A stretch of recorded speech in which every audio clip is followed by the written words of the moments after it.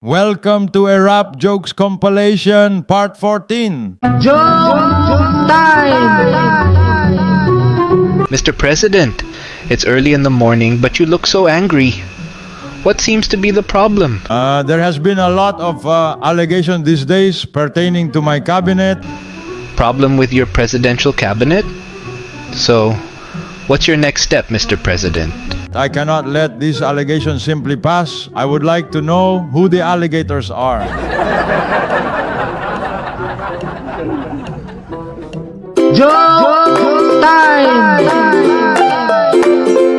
Freddy, huwag na tayo magtagal dito. Kailangan nating mauna umuwi kaysa sa karamihan, Hano. President Erap, kadarating lang po natin ha. Basta uwi tayo ng maaga, period. Bakit nga po ba parang takot na takot ka? Takot ka ba sa patay o ano? Paki-explain po, Mr. President. Bulag ka ba? Hindi mo ba nababasa?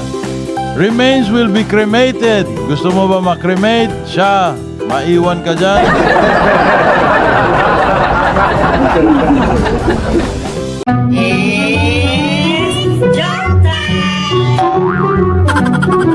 President Erap, alam nyo, maraming tao ang bilib na bilib sa kakayahan ninyo na matandaan ang mga tao. Kahit minsan lang ninyo nakaharap. Oh yes, mula pa nung pagkabata ay taglay ko na ang ganyang kakayahan. Ano po ba ang sikreto nyo, Sir Erap?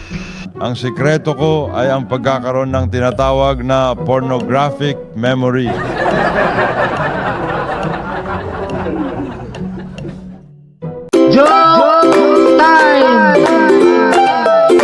President Erap, this is the second time I visit Mindanao, and I'm proud to say that I'm very impressed. A lot of improvement since my first visit. Oh, thank you very much, President Bush. Infrastructure is my #1 priority. That's why. Oh yeah, by the way, President Erap, how's peace and order nowadays here in Mindanao? That's one of my big problems here, Mr. Bush. Why? Can you elaborate on that, please? You see, Mr. Bush, we have lots of fish here, but not much order.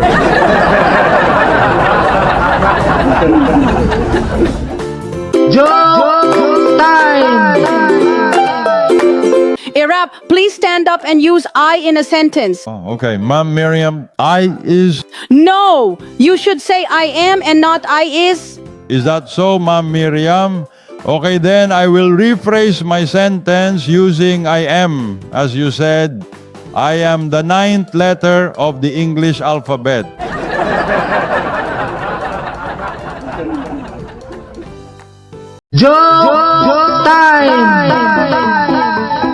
Boss Erap! Matagal-tagal na rin naman akong nagtatrabaho sa inyo.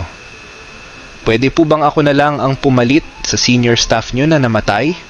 Aba, sa akin okay lang yun. Mas maganda itanong natin sa manager ng punerarya. Who? Bakit po itatanong sa manager ng punerarya? Staff ninyo ang namatay. Diba sabi mo, papalitan mo yung namatay, di kailangan alam ng punerarya yon para ikaw ang maipalit sa patay.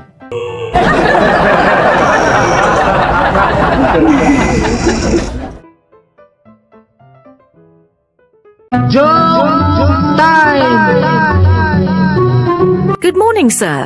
Are you enjoying our flight to San Diego?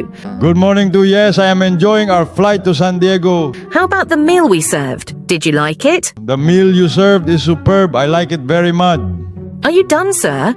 No, I'm not done. I'm Erap Estrada. Oh, no, what I mean is, are you finished? I'm not finished either. I'm a full-blood Filipino. My golly, what I mean is, are you through? Hey, what do you think of me? False?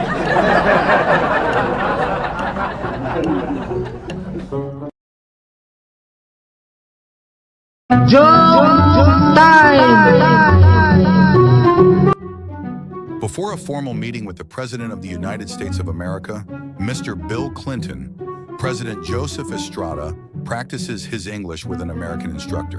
When you shake hand with President Clinton, please say, "How are you?"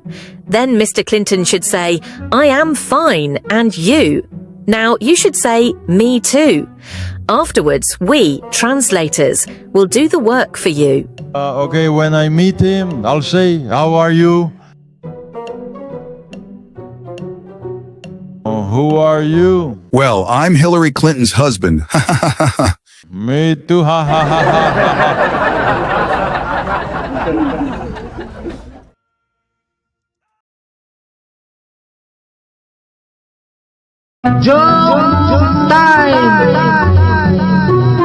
Good morning, Doc. Pakitignan nga itong chicks ko. Napaso eh. Good morning to Sir Erap. Oh, bakit po? Ano ba ang nangyari at napaso ang chicks mo? Ganito yung Doc. Namalansya ako ng damit. Tapos biglang tumawag si Loy. Nadampot ko ang platsa imbes na telepono. Ganun ba? Eh bakit naman dalawang chicks mo pa ang napaso? Eh kasi ba naman, tumawag uli si Loy.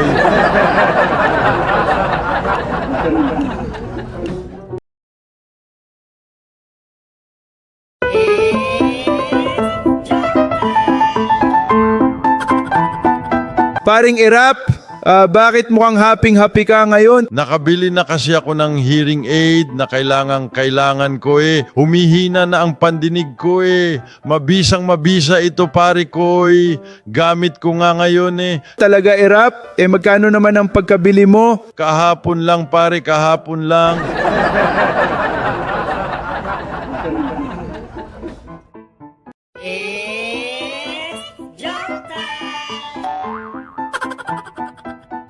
Presidente, Erap, bakit po paika-ika kayong maglakad?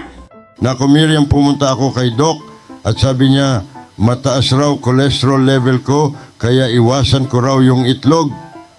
Kaya ito, hirap kaya iwasan.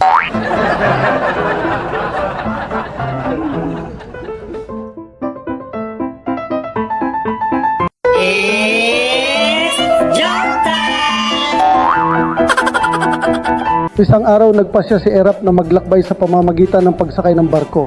Hindi pa nakakalayo ang barko nang bigla itong lumubog. Makalipas ang ilang minuto, isang rescue team ang dumating niya at ni-rescue si Erap ng isang kabataang lalaki. Iho, salamat sa iyo. Sabihin mo kung ano ang gusto mong gantimpala at ibibigay ko sa iyo. Nako sir, Erap, wheelchair na lang po. Bakit wheelchair hindi ka naman pilay? Dahil po pag nalaman ng tatay ko na iniligtas ko kayo, siguradong pipilayan niya po ako. Grabe naman tatay mo.